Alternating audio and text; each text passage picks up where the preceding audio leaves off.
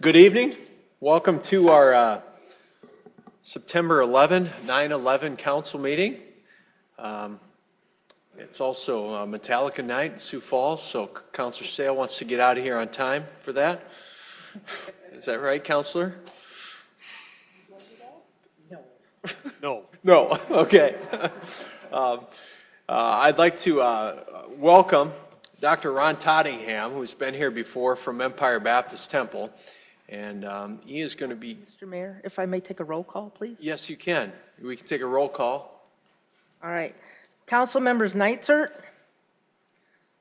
Selberg, Here. Sale, Here. Starr, Here. Staley, Brecky, Erickson, here, Kiley.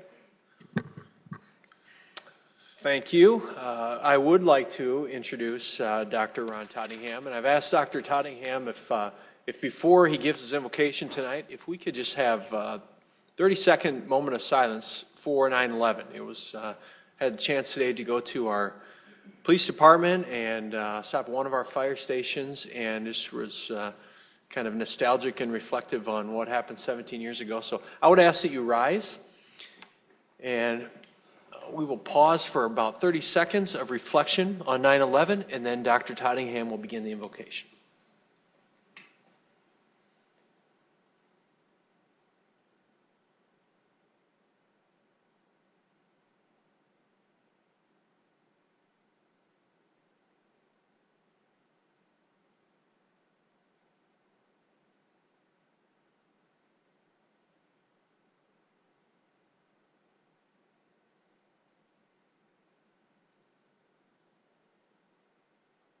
Heavenly Father, thank you tonight for the honor and privilege that you've given us to have a city like we have, and have the city councilors that we have, from perhaps a broad choice, but the ones who represent us well and have given us such a great city. And I pray you bless this meeting tonight and bless them in a very special way. I hope that they all get tired of hearing me say to them how much I appreciate them. But my wife hasn't got tired of me telling her I love her, and I hope they don't get tired of me telling them how much I appreciate them. So I pray you'd bless them tonight in the things they have to do from a broad scope to keep this a major city, and may it always honor you in everything. In Jesus' name, amen. Amen. I pledge allegiance to the flag of the United States of America and to the republic for which it stands, one nation, under God, indivisible, with liberty and justice for all.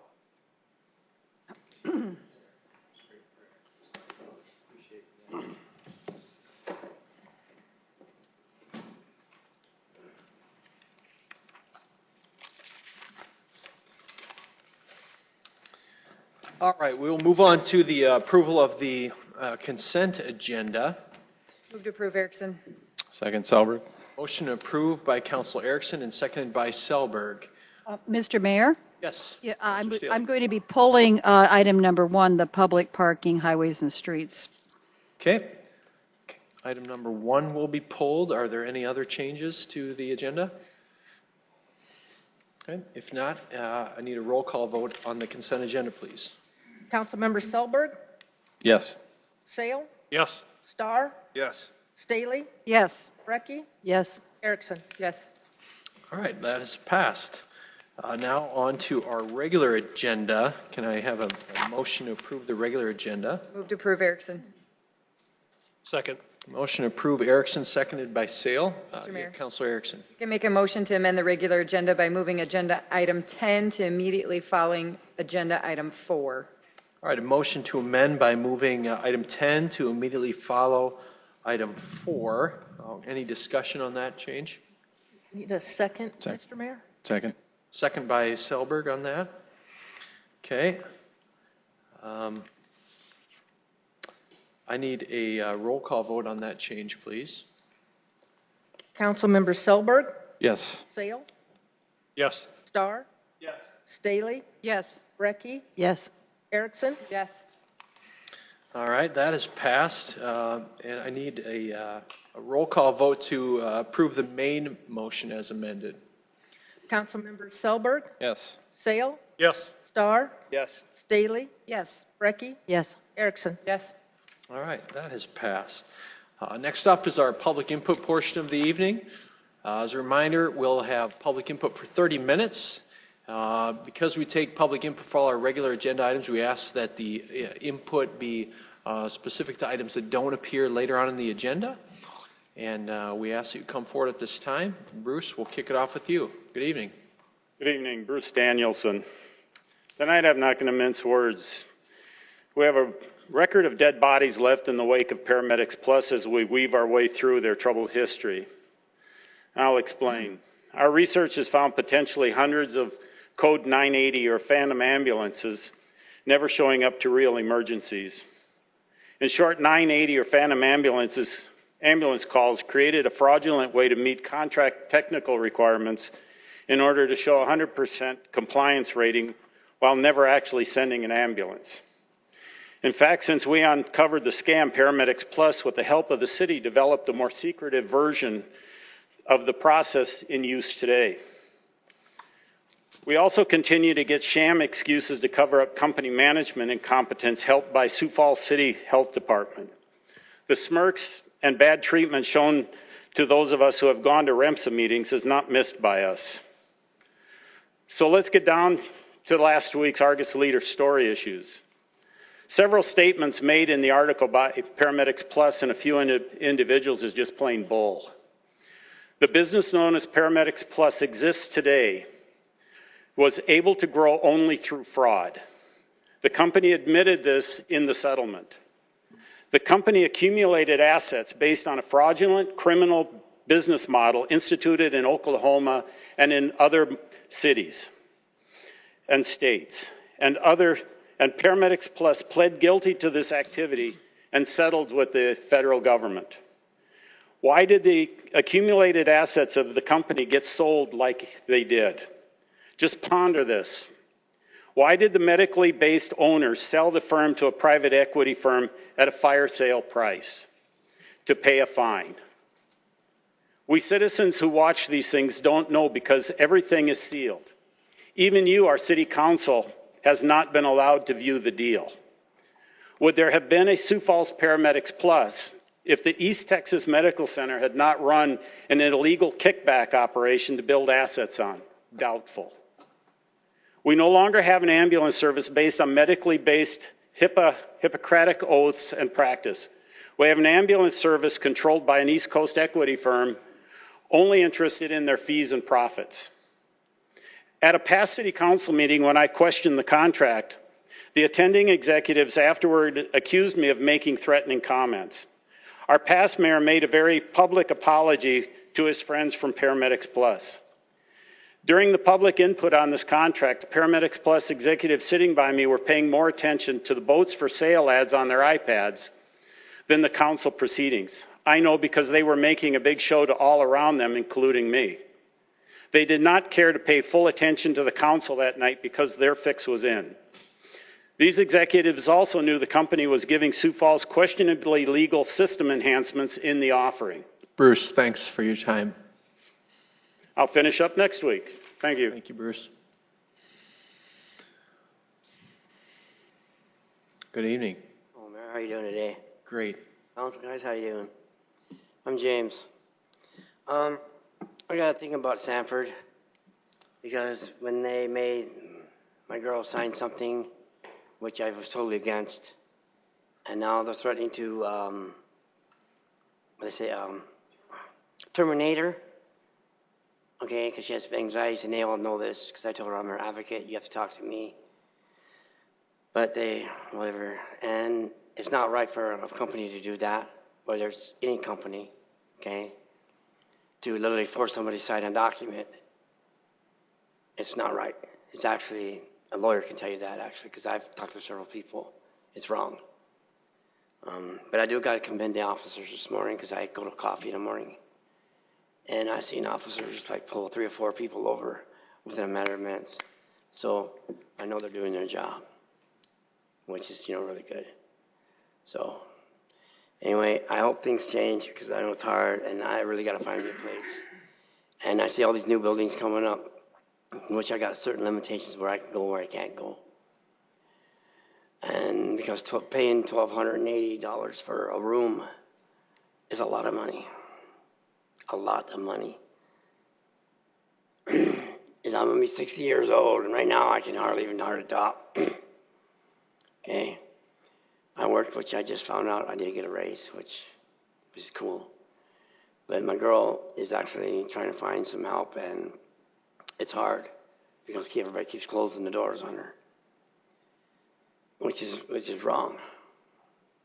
You know, it's just really wrong.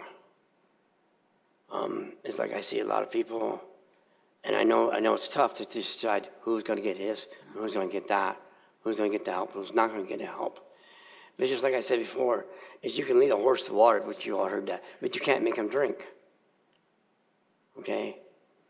And I know it's tough out there, and oh yeah, it's tough. I'm trying to help my nephew now, too, which is hard. Because I care more for everybody else than I even do. I even got told that I was security at where I live. I'm, watch the grounds. But, it's kind of hard for me right now because I can't even hardly breathe right now. But you guys, we got to stop these people from making people sign stuff because she actually is doing what she has to do, and she's just doors just keeps getting slammed on her. That's like with Falls Community Health today. I had to go in there and say, hey, look, you people know that you did not send a message because they send you a message on if you had an appointment. I didn't get one on my phone, neither did she. I said, so how can you say this? But I got it straightened out because I talked to. Thanks, James. Yeah, I guess take care. Appreciate you being here.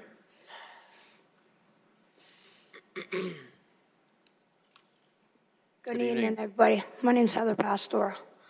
I'm going to try to shorten this up as good as I can. Well, what my fiance was talking about, okay? One of my big issues that's been going on for a very long time is discrimination of all types, okay? I'm not talking about just the landlord-tenant. I'm not talking about just one place. I'm talking about the Department of Labor, how they slandered me after I tried to go asking them for help for a job. And then they ran me out of the job assessment with the cop, accusing me of a quote that Lonnie person said that I said, why don't you hit me? Never said that. Okay? Don't say that to people. See here. Now I got Sanford Surgical Associates accusing me of being a threat, and they're sending me notes in the mail telling me I can't go through the surgical associates anymore because they're accusing me of being a threat after my fiance had talked to these people and told them what actually happened at that meeting, how that woman walked in there and started yelling at me. I finally got documentation of the police reports. I'm going to be getting my paperwork to the courts as of tomorrow for that issue against the landlords. I also got my proof in writing from a judge that had actually dismissed and dropped the one charge that they tried accusing me of that I didn't do, which my fiance can vouch to. I want to try my best to say this. I don't want to take too much time. My mother, Caroline Elizabeth Cressley, she was going through a lot of the similar stuff that I'm going through right now before she died. She was under the care, I guess I can't say the name because my case manager keeps yelling at me every time. She keeps asking, did you bring up Southeastern? I'm like, does it matter? In all honesty, I don't feel like they're doing their job. I don't even like going there because I'm getting the Southeastern label. Everybody treats me like I'm some kind of nutcase because I go there. I don't even go there. Only time I go there is to temporarily see my case manager. Matter of fact, I made a call to her supervisor to say, hey, if I'm going to meet with you, I'm not going to meet with you unless I have your supervisor and my fiance present to avoid from me being falsely accused of something or her saying something that I'm not going to like. My mother used to go through Southeastern, and she was crying and begging them to take her out of those homes and those nursing homes because the way they were treating her, and she was scared. And they didn't get her in a place where she felt comfortable. And then my mother died in the hands of a nursing home where I know the truth what happened to her. Now I go to attorneys, real attorneys, they won't help me. I go to all these same places other people go to. They don't help me. I get doors shut in my face. I get slandered. I get round out with cops. I get people that I trust trying to get my anxieties going just so they can turn around and say, see this girl right here? She's a nutcase. No, I'm not. Actually, I isolate myself in my home and stay away from people. The only time I come out is when I got things to do. Thank you, Heather. Thank you.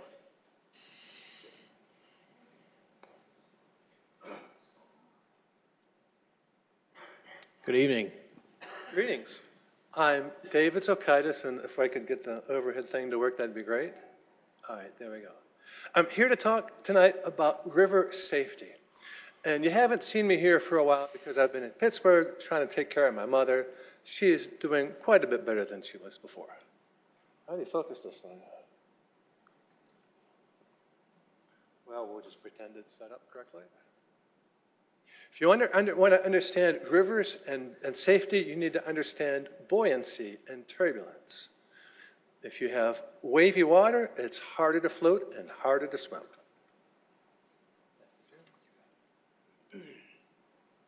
And another big issue on our local rivers is what's called low head dams. They are small submerged dams.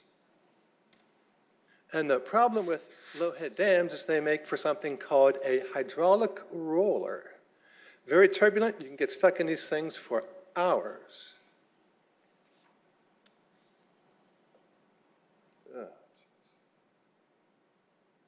There's a diagram of what one looks like. I would really hate to be in the position that poor guy is. He could get stuck there till he dies. We've got increasing use of rivers, so we get more deaths as the years go by. Something to be concerned about. Here's a dam we have in Sioux Falls. It's by the penitentiary. And when you're looking at it from far away, it's easy to see this particular dam. But from upstream, the darn thing is almost invisible. Very hard to see.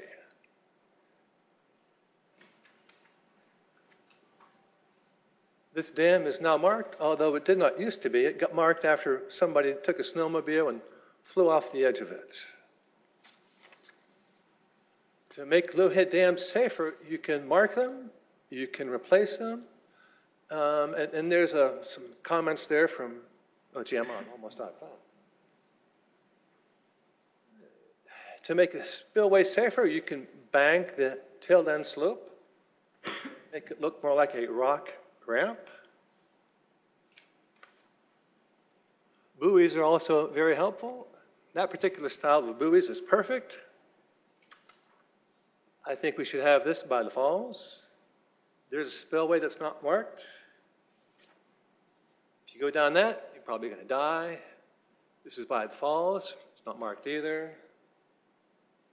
Falls aren't marked. Dam here, it doesn't mark either.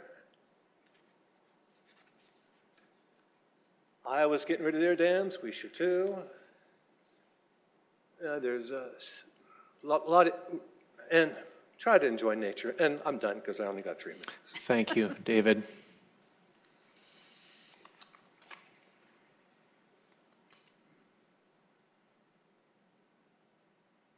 Good evening.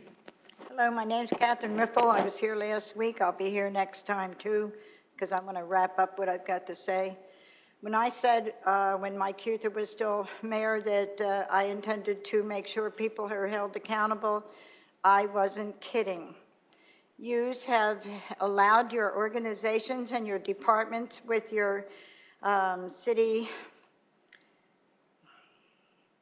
organizations that are turning people away. You want to blame the victim all the time, the people on the streets with diseases and illnesses. You want to blame them, and yous are the ones that are allowing, or the organizations, to keep turning people away. We've heard tonight where the medical institutions have been turning people away, the mental institutions. We've heard where they've actually refused some people even on the jailhouse to keep them overnight because they were with a disease of alcoholism, etc. We have families that have been literally torn apart. We are not the victims that are being blamed for this. we are the recipients of the results of the organizations that have put down bad weight on the people in the city. The people in the city I'm referring to are those on the streets. They're street dwellers, they're homeless, they're with children, without children. And we need to take responsibility for that community. We've taken responsibility for those in other countries, for our veterans, for our fire people, our ambulances. We take care of our taxi drivers. We take care of bus drivers. We take care of nurses and doctors, lawyers, and Indian chiefs. Let's take care of the other people that go with them, that make you where you're at, that vote for you, that put you in these seats of responsible actions. And I ask that you just turn around and think what you can do to help us, help the endeavor of the people on the streets to get them off the streets in time for the winter. You're so busy on parking ramps and buildings and golf courses and everything else. Why don't you take a little time and think about your own community? And I don't just mean the rich people or the middle class people, because the middle class are getting phased out and they're now becoming a poor class. But then you have those that are poorer than poor. I'm one of them. I used to be a millionaire, but I walked out of the marriage because of the abuse, and I left everything behind. You don't think it hasn't been hard on me? I'm going through a 5-bedroom house right now after grieving on the loss of my 2 children, because everything that I've got I can pass on to the people on the streets. Blankets, sheets, cups, dishes, furniture. That's my part. Now I ask you to do your part. Let's get them off the streets. Thank you.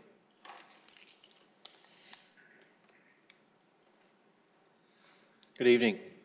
Hello again, I'm Stephen Ciano, and I'm disappointed that you've done nothing to correct the problems that I have brought to your attention, and that includes the people that have, well, I heard Bruce speak of people dead. Well, Southeastern Behavioral and VA has been apparently neglectful, and this is in a city jurisdiction.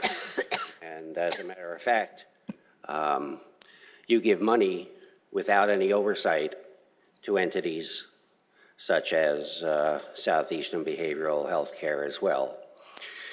And then you don't, your Human Relations Department has not been forthcoming with if you feel it's beyond your scope because it involves people on federal, state, county, and local level and private as well, well, then it could be passed off to a state attorney. That's what I understand the law says for a city attorney to do. And certainly with all the time that I've spent, all that I've exposed, it's known that my position is reasonable and sound.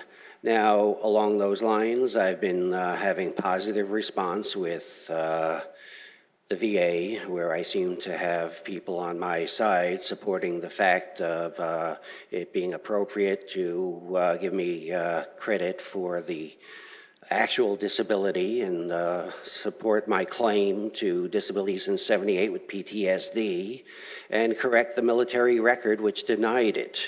This is all done as a matter of discrimination against me for my beliefs, for which I was attacked, labeled homosexual and attacked. It was a life-threatening situation, and I broke down.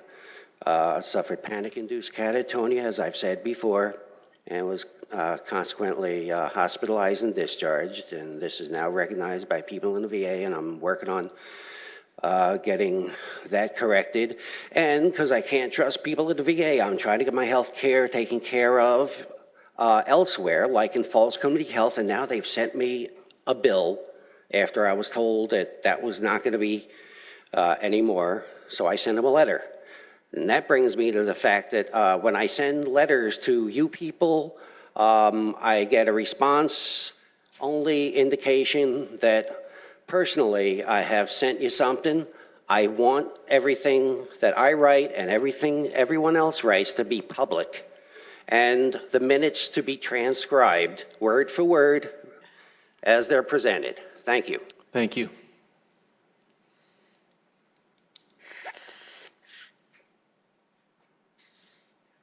Good evening. Evening. My name's Kathy Smith. I'm going to read my statement as I want to make the most of my allotted time. I'm here to ask the City Council consider making a change to the current residential parking ordinance. I've been in communication with Councilors Kiley and Staley, and I thank you both for your prompt responses on this. My husband's an over-the-road truck driver. He's on the road Monday through Friday, home on weekends. For the past 3 years, he's unknowingly been violating city ordinance by occasionally parking his semi-cab, no trailer, just a cab, on the street in front of our house when he's home. By occasionally, I mean about 2 weekends a month on average. The city currently has an ordinance for RVs, which state that they can park temporarily for a period of less than 48 hours for customary cleaning and loading, owned by the residents on an existing concrete driveway, or its equivalent if the required on-site parking is provided. I'm asking that a similar yet more restrictive consideration be made for over-the-road truck drivers residing in Sioux Falls, that they be allowed to park their semi-cab temporarily for a period of less than 48 hours every 7 days on an existing concrete driveway or its equivalent if the required on-site parking is provided at their residence. I'm not asking that they be allowed to park on the street. Semi-cab dimensions are similar to, or actually a little less than the average RV. When I say RV, I'm referring to the subclass of a motorhome of RV. An RV motorhome can be 30 to 40 feet long. My husband's semi-cab is 32 feet long. RV motorhome is 12 feet tall for that entire 30 to 40 feet. My husband's cab is 13 feet tall for about 10 feet of the length. The remainder is about 5 feet tall or less. Motorhome is about 8.5 feet wide. My husband's cab is 8 to 8.5 feet wide. Motorhome can easily weigh over 20,000 pounds. My husband's cab weighs 19,000 pounds. I understand that some people may be hesitant to allow this for various reasons, but I would argue that accommodations can easily be made for those concerns. Some people might be concerned about extended idling time. There's really no reason for extended idling, but it would be a simple matter to state in the ordinance that the vehicle cannot be left idling for more than 15 minutes in a 24-hour period. Our immediate neighbors have been very supportive of us in our desire to park at home on occasion.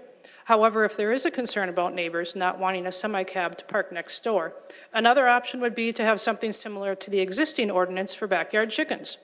Currently, if a resident wants more than 6 hens, they apply for a permit, which requires the approval of certain neighbors. If the neighbors approve, a 3-year permit is granted. If the city can do this for backyard chickens, certainly something similar can be done in this situation also. In closing, I again ask that the city allow over-the-road truck drivers to park in their own driveways for limited periods of time, especially if their neighbors don't object. Hopefully, I've shown that this shouldn't be that hard to do. Thank you for your time, and thank you for your consideration in this matter. Thanks, Kathy. It's well stated. Thank you.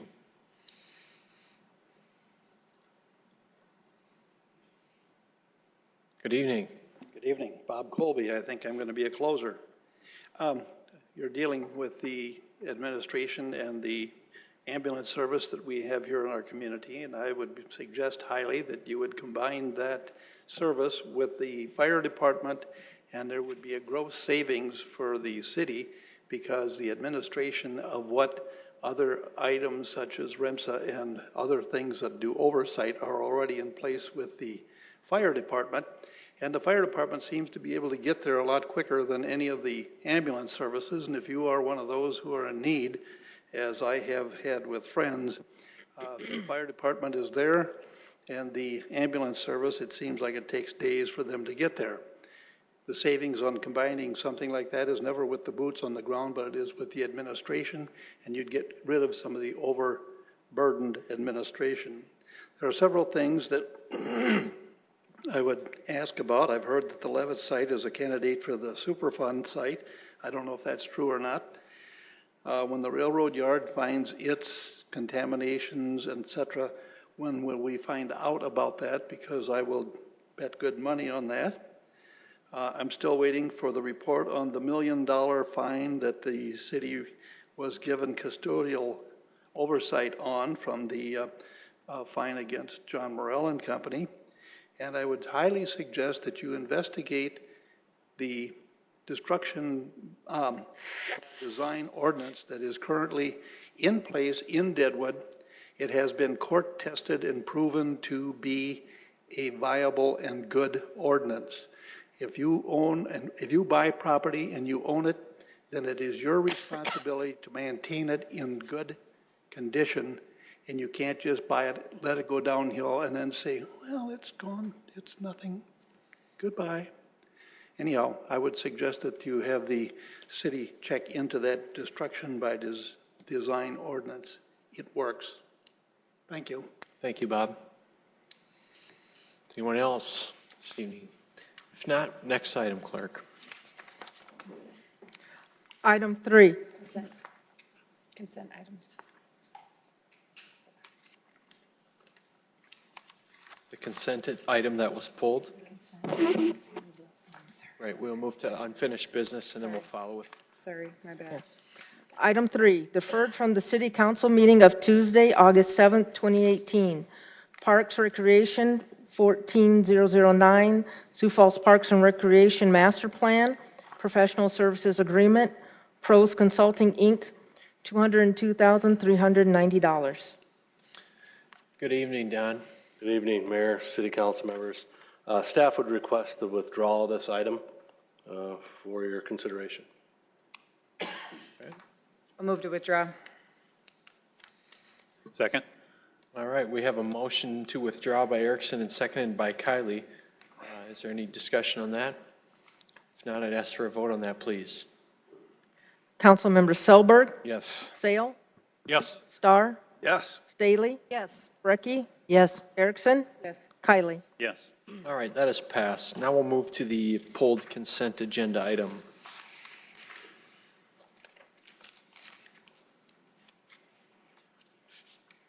Item 1, it's public parking, 19002, new parking facility and downtown area street and utility improvements, First Avenue storm drain relocation, Sire Associates, $56,618.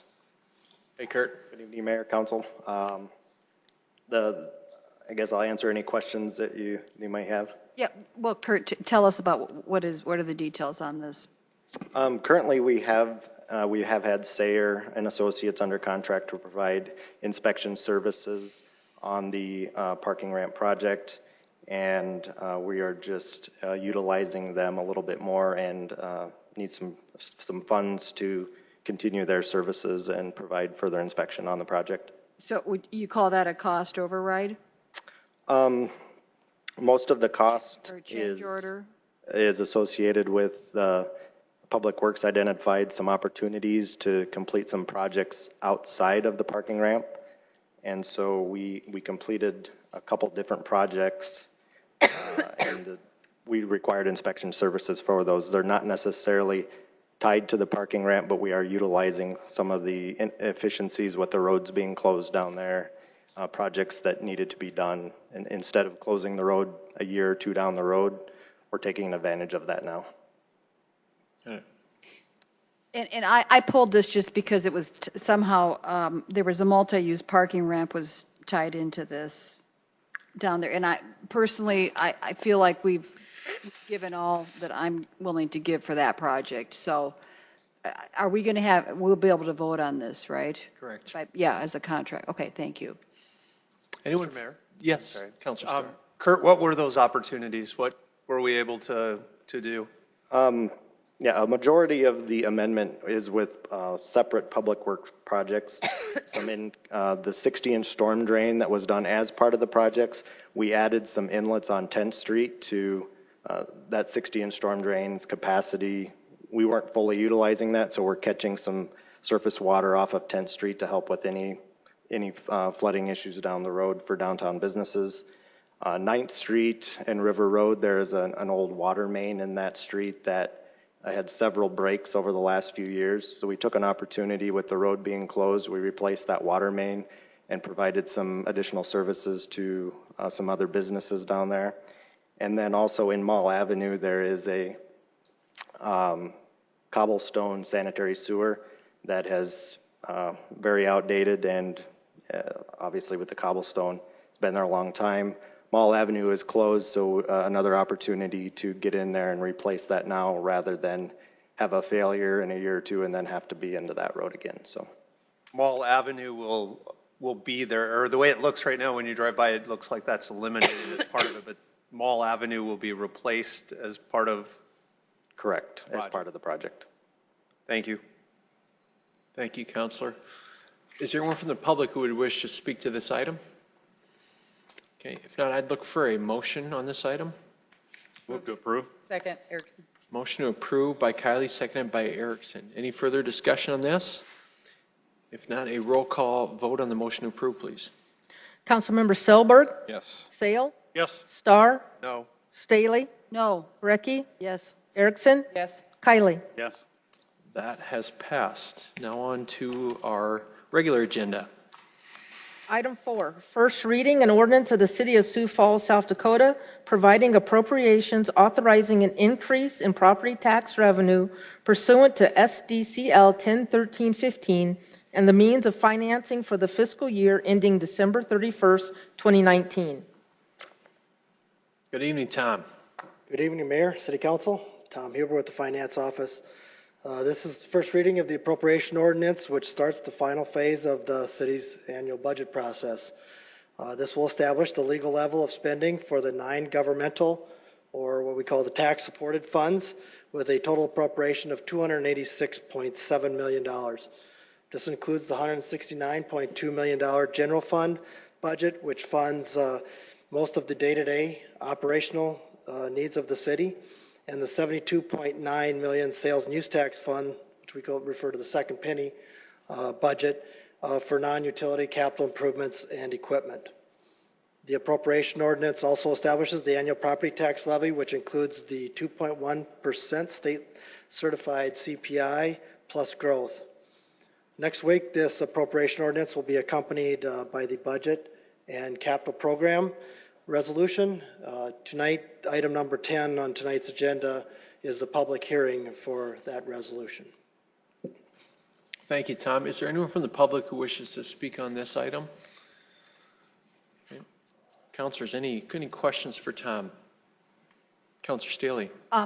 I just wanted, Christine Erickson, I believe you were one of the people responsible for having this title written the way it is. Is that correct? It was actually Kermit Staggers, and I assisted him in getting it written through the Department of Revenue and also our city attorney several years ago. So it was Kermit Staggers' initiative that he just needed a little help on. Thank you, to make it a little more clear on this. So I'm going to be voting no on this property tax increase.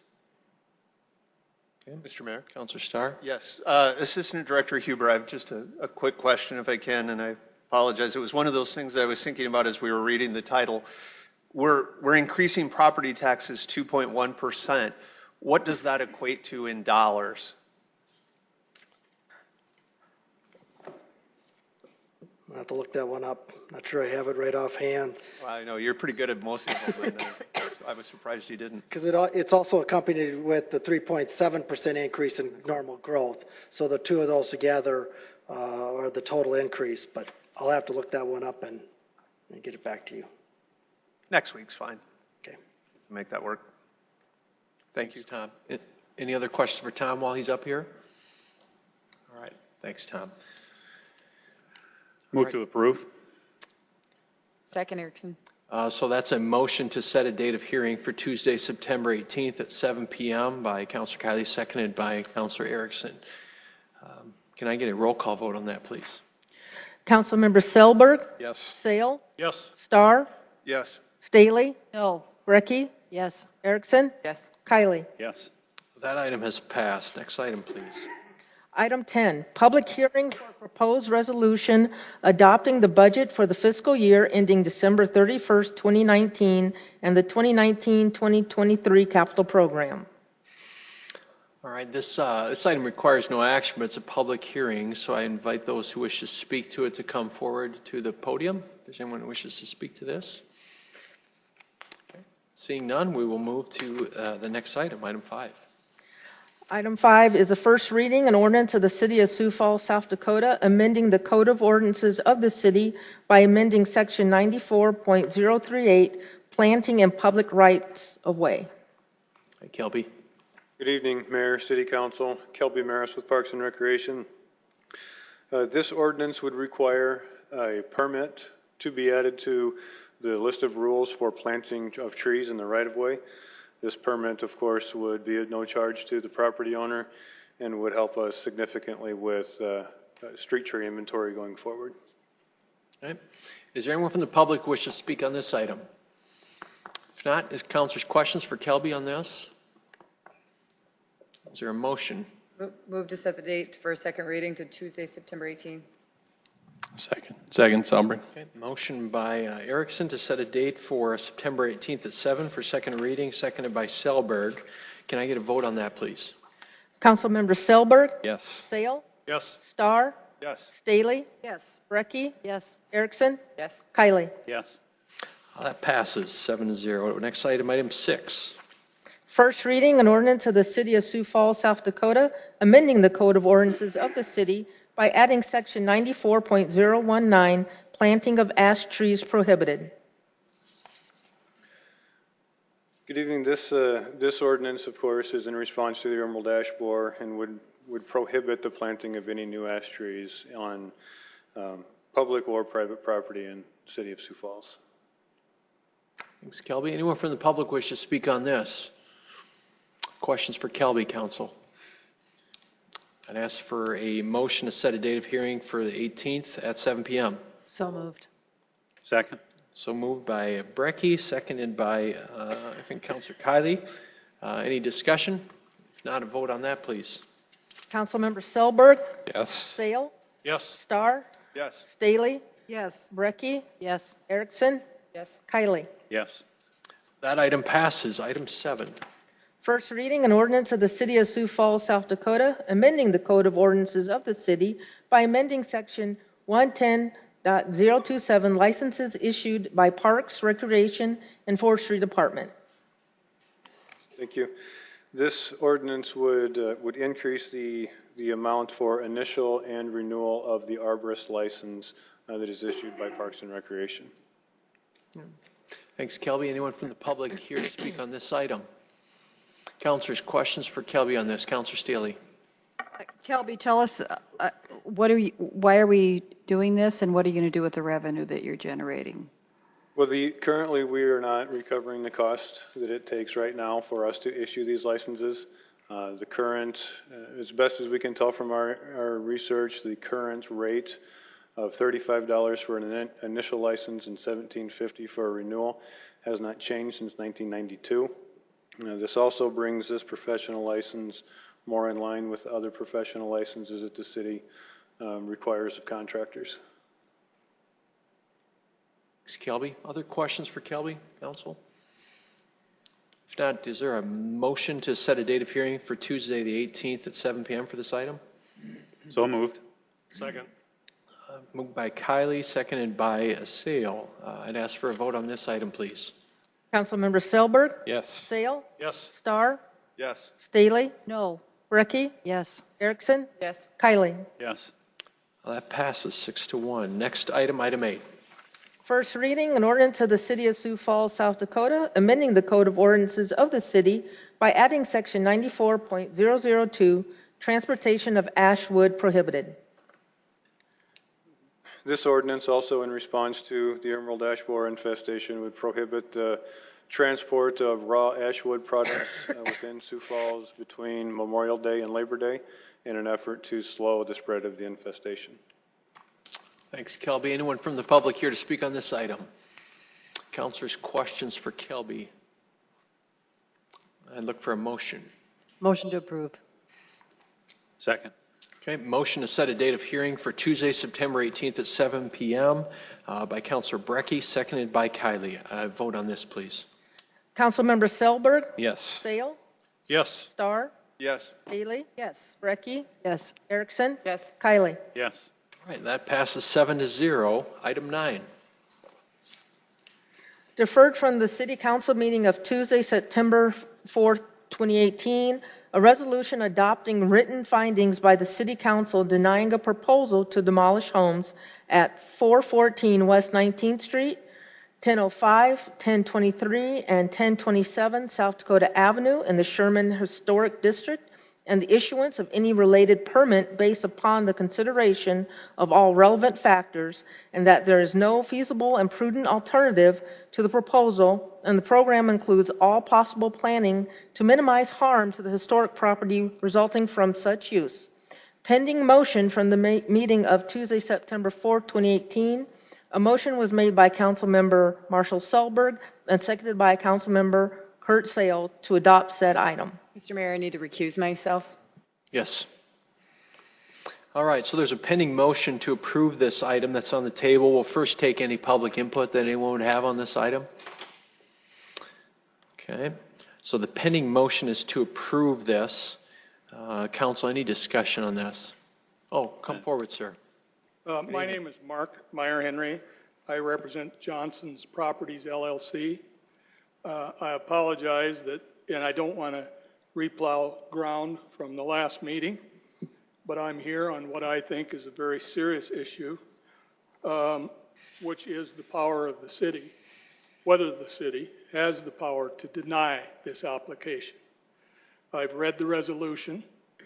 The resolution refers to a procedural statute, but it is not the appropriate statute for your determination. I've sent to you what I believe to be the proper statute, which makes clear that the city of Sioux Falls cannot deny a demolition permit to my client, number one. Number two, there is a succinct, clear Supreme Court decision that also informs us, all of us, what the law is. And if I may read it, if I can find it here quickly, read that section to you.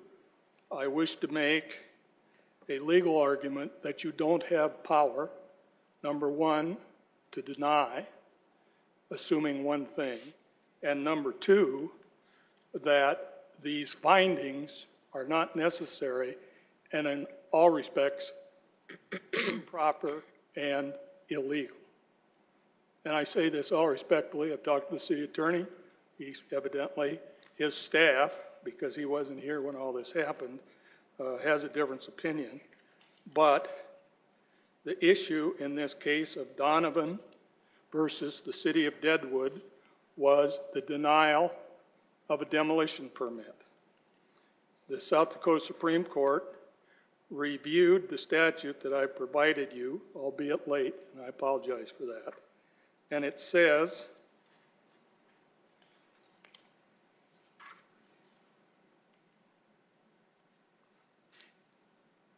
I'm sorry here, I thought I had it underlined.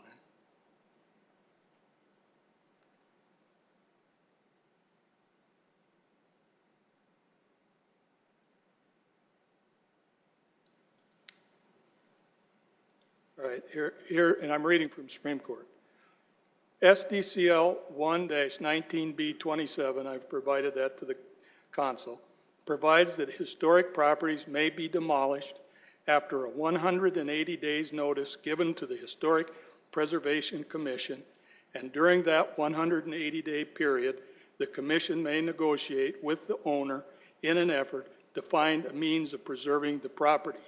However, at the conclusion of 180 days, the owner of historic property may razz the property. Mr. Mayor, excuse me. Councilor Starr. I'd like, can we extend Mr. Meyer-Henry's time? I know the time's expired, so that we give him the time that he needs to finish his point. Yes. Thank you. Thank you. I apologize. Thank you very much. So I earnestly ask this council not to take any action tonight to pass this, because you have also, you being the city of Sioux Falls, have served my client all four properties, declaring these properties dangerous, these historic properties dangerous, and my client is supposed to immediately start repairing these properties at great cost, which we wish to destroy. That all is a flurry of lawsuits. I know how to sue the city, I don't want to. And I would like the council to look at your authority, because this goes to the heart. I believe, from my reading of the statutes, and I've only been hired since Friday, that you don't have the power to do this. and I could give you the history of the different type of ordinances on historic properties, but my time's short and I won't. I simply say you don't have the power to deny my client if he gave the city and thereby your historical commission 180-day notice. They had time to review it, they did. They had time to consult with the state, they did it. And now 180 days has passed since he applied for the permit. Your only duty is to allow it to be done as you would any other. So that's all I have to say. Thank you, Mark. Is there anyone else from the public who wishes to speak on this item? Okay, if not, council, I'd ask for discussion on the pending motion. I'd like to hear from our city attorney, please, on this topic, and then I'd like to follow up. Stacy. There are two ways to think about this, and I just want to inform the council when you think about Mr. Meyer-Henry's presentation. There's a procedural aspect to this and a substantive aspect. Procedurally speaking, well, when you consider procedure and substance, some of this I recall Councilor Staley's concerns about when we're voting on findings of fact, are we reopening this case, so to speak? It was a quasi-judicial hearing. And the answer to that is no. It was last time and it still remains that way. And so the issue in front of the council tonight is the issue of whether the findings of fact are consistent with what the council found at the hearing on August 21. When you talk about the substance, which I understand Mr. Meyer-Henry explained, he doesn't want to plow the same ground, he's making an argument on substance. And the reason that you do findings of fact is to preserve a record for appeal. And so when you think about it, and I explained previously how when you enter findings of fact, if you look at a judicial hearing, the judge enters findings, reaches conclusions, and then that's reduced to writing. That's what these findings of fact are. So the only issue in front of the council tonight is whether these accurately reflect where we were before. And it's the city attorney's office position that these are accurate. Now, you recall that there was testimony from the public from a number of different people, but there's also documents that were submitted and were posted on SIRE. So procedurally speaking, everything was properly in front of the council at the time. And so that vote was made, and now there isn't time to discuss whether or not the decision was even right or wrong. Mr. Johnson and Johnson Properties has the remedy of appeal if they so choose, and this is a necessary step toward that. So when it comes to Mr. Meyer-Henry's arguments of substance, while the city attorney's office respectfully disagrees with Mr. Meyer-Henry, this is not even the place to have some of those discussions. And part of that, I would ask you to bear in mind that when it comes to when you make those discussions, if you think of this as a trial or in a quasi-judicial function, that happened several weeks ago. And so the time to raise those arguments, procedural or substantive, were at that time. And of course, Johnson Properties did do that, and the council decided the way they did. And so at this point, the city attorney's office is proposing these findings as the office that drafted them and also would be defending them in an event of an appeal. But we are proposing these as the accurate findings of fact based on the hearing that's been had. Thank you, Stacy. No further questions. Thank you. Thank you, Counselor. Counselors, any other discussion or questions on this item? Seeing none, I'm going to ask for a roll call vote on the pending motion to approve. Councilmember Selberg. Yes. Sale. Yes. Starr. Yes. Staley. Yes. Brecky. Yes. Erickson. Pardon me. Kiley. Yes. That item passes 6-0. Next item, please. Item 11, a resolution approving the special assessment role for the Main Street Business Improvement District in the city of Sioux Falls, South Dakota. Good evening, Dustin. Good evening. Dustin Powers with the Planning and Development Services Department. Item 11 tonight is seeking council approval for a special assessment levy for the Main Street Business Improvement District. The district is depicted on the map on the screen and represents the boundaries of downtown. Tonight's resolution would be an assessment on 241 of the commercial properties in downtown. The funds generated by the Business Improvement District are administered through Downtown Sioux Falls Incorporated, and tonight Joe Batchelor with Downtown Sioux Falls is here representing them. If there are any questions following the presentation. These funds are expended for the betterment of downtown through programming, services, and activities that Downtown Sioux Falls administers. Some of those include their Downtown Sioux Falls Clean and Green team, which you see doing the sidewalk sweeping downtown, as well as the general trash cleanup and pickup around the curb and gutter. It also goes to support the flower baskets that you see, and then also spruce tips and some other landscaping items that you see throughout the downtown area. It goes to support the street banners that are on all the light poles downtown, as well as events, promotions. Some of those include Moonlight Movies and the Parade of Lights. And then overall umbrella marketing for downtown as well is where these funds are used for. The resolution tonight that you'll be voting on is a cumulative assessment of $172,819.92 across those 241 properties. The maximum assessment any one property would pay is $1,700. And the Main Street Business Improvement District hasn't been in place since 1989. So this is an annual assessment that's placed on the properties. So this is the 29th year that we're seeking approval. Notice of hearing was published twice of this in the Argus Leader on August 3rd and August 10th. And each property owner was sent a notice of the hearing that included the notice of hearing and their annual assessment for this year. This item was brought forth in front of our Main Street Business Improvement District Board on August 23rd, and it gained unanimous approval from that board. So tonight we are here seeking approval of the Main Street Business Improvement District Assessment for 2018. So with that, I'll ask you a question. Thanks, Dustin. Anyone from the public here to speak on this specific item? Councilors, questions for Dustin? Councilor Staley. I have a question for Joe Batchelor.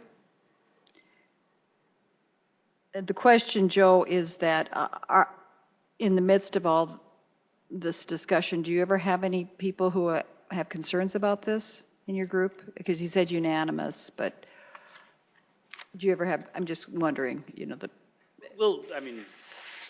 We'll have some discourse within the bid board meetings about aspects of various programs. And we'll hear from property owners wondering what the bid assessment goes for, wondering what their benefit is. But not much more beyond that. And so they're mandated to participate in this? If they're in a certain, within that yellow area there? Yeah, I mean, it was established 29 years ago by a majority of the property owners agreeing to self-assess, and so it's been in perpetuity since. So the bid board basically speaks on behalf of all the property owners since that initial establishment of the downtown or of the Main Street Business Improvement District. What percentage increase was this year? Is it the same as last year? We keep the rate the same. The rate has stayed the same for 29 years. It has not changed. The cap has not changed. Really? The only thing that causes the $172,819.92 to go up is when property values go up. So some people are still paying that 28-year-ago fee. That's what you're saying? The same, yeah, okay. Same rate as what was established. And I've never heard anybody complaining to me. I mean, they haven't called and said too much or we don't know what we're getting for our dollars. So I'll trust you on that one, that you're providing excellent service. Thank you. Thanks, Counselor. Other questions on this item for Joe or Dustin? If not, I'd look for a motion on this. Move to approve. Second. Move to approve by Kylie, seconded by Sale. Any further discussion? If not, a vote on this item, please. Councilmember Selberg? Yes. Sale? Yes. Starr? Yes. Staley? Yes. Brecky? Yes. Erickson? Yes. Kylie? Yes. That passes 7-0. Item 12. A resolution by the Sioux Falls City Council declaring city support for the adoption of the Lincoln County and Minnehaha County Multi-Hazard Pre-Disaster Mitigation Plan 2017 update. Hey, Regan. Mayor, Council, Regan Smith, Emergency Management. Before you, you have a resolution declaring city support for the Lincoln, Minnehaha County Multi-Agency Pre-Disaster Mitigation Plan. This is an update to the 2012 plan. This plan identifies major hazards, impacts from those hazards, and potential project to mitigate damages from those threats. Basic plan, it makes the city eligible for federal disaster grants through the state of South Dakota, the federal government. Any questions? Thanks, Regan. Anyone from the public here to speak on this item? Councilors, questions for Regan on this? I'd look for a motion. So moved. Second. Motion to approve by Selberg, seconded by Sale. A vote on this item, please. Councilmember Sailberg, Yes. Sale, Yes. Starr, Yes. Staley, Yes. Ricky, Yes. Erickson, Yes. Kylie. Yes. That item passes 7-0. Item 13. A resolution approving the 2018-2019 budget for the Sioux Falls Convention and Visitors Bureau Business Improvement District. Hi, Erica. Erica Beck with the Mayor's Office.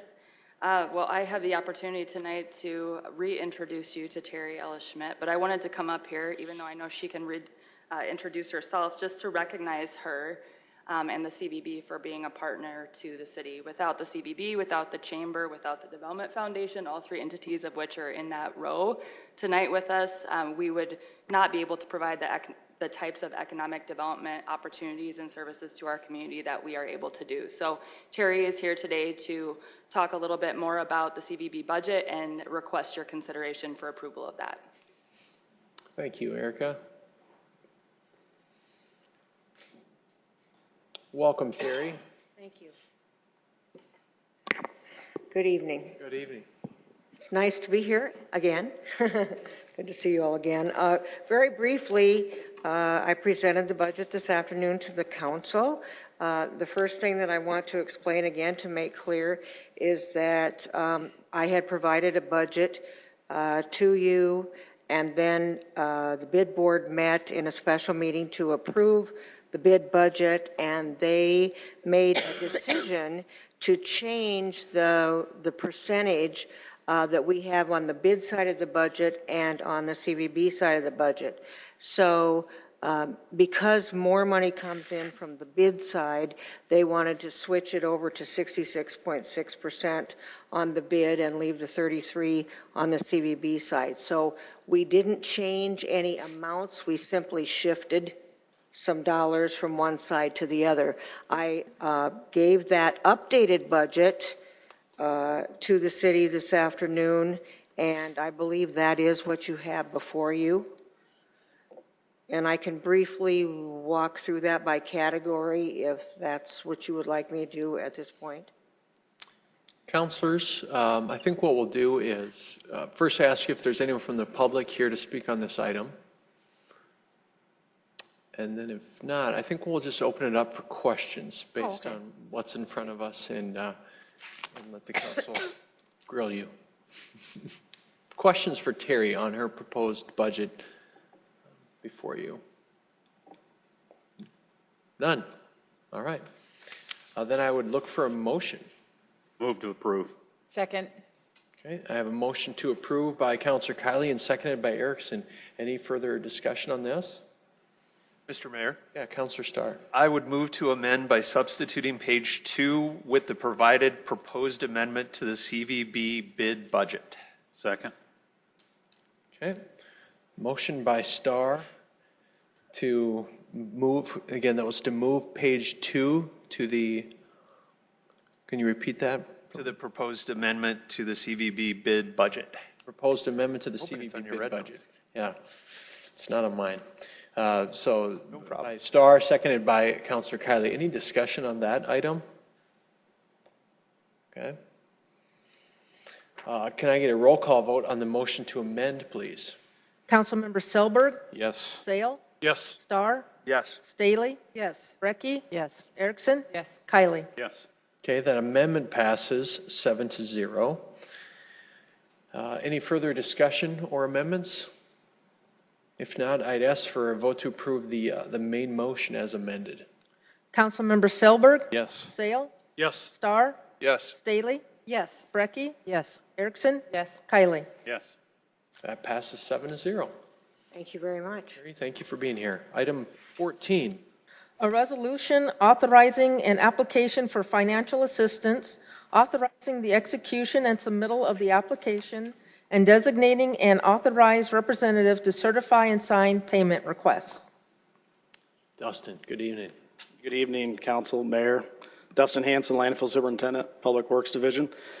Resolution will allow us to apply for a grant funding to assist with the disposal of the wood waste from the Emerald Ash Borer. We will purchase a shredder, walking floor trailer, and build infrastructure to process that wood waste. And then that wood waste would be sent to Poet Ethanol to be used beneficially. Okay. Is there anyone from the public here to speak on this item? Councilors, questions for Dustin on this? If not, is there a motion? Move to approve. Second. Motion approved by Kylie, seconded by Councilor Brecky. Any discussion? If not, a vote on this item, please. Councilmember Selberg. Yes. Sale. Yes. Starr. Yes. Staley. Yes. Brecky. Yes. Erickson. Yes. Kylie. Yes. All right, that item passes 7-0. Item 15. A resolution approving the 2018 waiver of leaf drop-off fees at city-designated leaf drop-off sites for non-commercial vehicles. Good evening, Dustin Hanson again, Landfill Superintendent. This resolution will allow us to waive the fees for 2018 as a pilot study to see how much extra volume traffic we get in there. This program has been around for years. It's good. It's a great thing for the public community.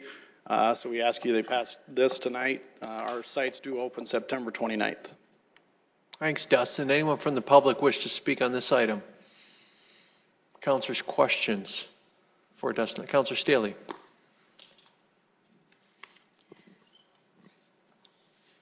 Anytime you reduce a fee for the citizens, it is fabulous. It's great. We need to do more of this, like with our Project Trim. Thank you. You're welcome. Councilor Kylie. Yeah, I'd just like to say that a good thing just got better. So thank you very much for the service that it provides.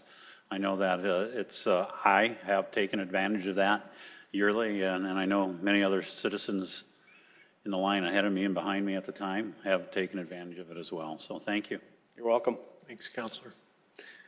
All right, I look for a motion on this item. Motion to approve. Second. Motion approved by Councilor Brecky, seconded by Councilor Kylie. A vote on this item, please. Councilmember Selberg. Yes. Sale. Yes. Starr. Yes. Staley. Yes. Brecky. Yes. Erickson. Yes. Kylie. Yes. All right, that item passes 7-0. Item 16.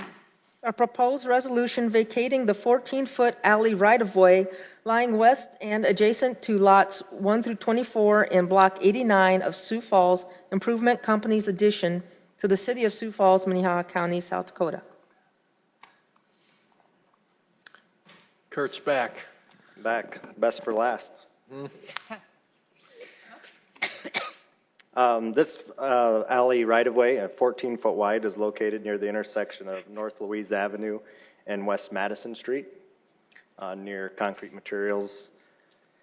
Originally dedicated in the late 1800s. Thought I'd just show this as interesting things we come across when we look at some of these. On the bottom right, there's highlighted 1891, shows that area being platted. The area was replatted in 1956, and it was overlooked by the surveyor that replatted at the time. And now, standing on Madison Street, looking south, the alley goes right through on my right, that van, through the middle of that building, and this is looking north, goes right through the middle of that building as well. Dieter Proles is the owner, prepared and submitted the right-of-way vacation pursuant to South Dakota law, and complied with the city street vacation policy. If the vacation is approved, an easement will not be reserved for public and private utilities. None exist in there. Engineering is not aware of any public use since the 1956 replat, and engineering supports the vacation. Okay, thanks, Kurt. Anyone from the public wish to speak on this item? Questions, counselors, for Kurt? Counselor Staley. So Kurt, in 1956, what was the public use? I'm not aware that there was. It was an alley, platted as a 14-foot alley, and I'm not sure. So it was always surrounded by commercial, industrial? I can't answer that. Okay, and then in this, and I haven't actually looked at this, the Euclid one coming up, I did go out there and look at that, and I went to their Lloyd Company presentation, but did they have to notify any neighbors on this, or does that not apply when you're in this kind of a area? Dieter Prohl is the only owner. There's essentially buildings sitting on top of that right. We're just cleaning up a mistake that was made in 1956. I understand, but I'm just saying, I think for vacations, there's certain mandates that, I mean, if there are neighbors, they have to be notified, correct? Correct. There's no neighbors here. Our street vacation policy would typically require a neighborhood meeting. In this case, we waived it just because of the circumstances. Okay, thank you. Other questions for Kurt? Counselors, is there a motion? Move to approve? Second. Motion approved by Counselor Staley and seconded by Counselor Selberg. To set a date. Excuse me, set a date of hearing. A motion to set a date of hearing for Tuesday, October 9 at 7 p.m. by Counselor Staley, seconded by Counselor Selberg. Any further discussion? If not, a vote on that, please. Councilmember Selberg? Yes. Sale? Yes. Starr? Yes. Staley? Yes. Brecky? Yes. Erickson? Yes. Kylie? Yes. All right, that passes 7-0. Item 17. A proposed resolution vacating the South Euclid Avenue right-of-way from the south right-of-way line of West 11th Street to the north right-of-way line of West 12th Street. Kurt Peppel, Public Works again. This section of Euclid is near the intersection of South Grange Avenue and West 12th Street. Lloyd Companies, on the behalf of Life Church, prepared and submitted the right-of-way vacation policy, petition pursuant to South Dakota law and complies with the street vacation policy. If approved, an easement will be reserved for the existing sanitary sewer and also access to the 12th Street Bridge. There's a picture looking north, standing near the 12th Street Bridge. There is pavement there, but we are not aware of the city completing any improvements. It essentially functioned as a parking lot for the church right now. And this is a view looking south from 11th Street. The bridge abutment on 12th Street essentially terminates, and the railroad terminate the right-of-way. The red area there shows the easement that will be retained. There's a sanitary sewer line in there, and then also gives us access to the bridge. The vacation of the right-of-way and retention of the easement will not have a negative effect on its current use. Thank you, Kurt. Anyone from the public wish to come and speak on this item? Councilors, questions for Kurt? Councilor Staley. Kurt, in this instance, did you have to talk with any of the neighbors to the north? Lloyd, they did hold a meeting, I believe, a few weeks ago. I'm not sure. We were not in attendance at that meeting. We have not heard anybody against this. I'll invite Luke from Lloyd Companies to speak to that question. Luke, come on up. And Luke and I were at the meeting together at the Lloyd Company. Luke Justin with Lloyd Companies. We did host a meeting on August 8th. There were 5 neighbors in attendance, and there was no opposition. And so legally, just for my point of reference for the future, you have to alert the people who are touching the property? Is that like those houses just directly across the street, or how far does that go? We would typically, the petition that is submitted is 100% of the adjoining owners would have to, their legal description is on the petition and they have to sign off on the right-of-way vacation. When the neighborhood meeting is held, depending on the magnitude, in this case, the street is unimproved, nobody's using it, that we would do a small radius around the area of people to invite. I guess I can't speak to the invite that was sent out. Maybe Luke, you can. We notified all property owners within 300 feet of the right-of-way. And, okay, well, and let me, to me, you know, sometimes the public, you say vacation and you say closing a street. If you drive into this thing, this is a street to nowhere. It's just a dead-end street. Much different than the street of Elmwood that actually has viability and has people driving and using it and actually had homes, very residential homes very nearby. But this one, and I'm thinking the one before that, were kind of like desolate no man land vacations. So anyway, thank you. And I would like to set a date for hearing if nobody else wants to say anything. All right. Second, Erickson. We have a motion to set a date of hearing for the 9th, October 9th at 7 p.m. by Councilor Staley and seconded by Councilor Erickson. Is there additional discussion on this? If not, I'd ask for a vote on that, please. Councilmember Sailberg? Yes. Sale? Yes. Starr? Yes. Staley? Yes. Brecky? Yes. Erickson? Yes. Kylie? Yes. All right, that item passes 7-0. Councilors, is there any new business this evening? Move to adjourn. Okay. Motion. Second? Okay. Move to adjourn by Councilor Starr, seconded by Kylie. All those in favor say yes. Yes. All those opposed, no. We are adjourned. Have a great night.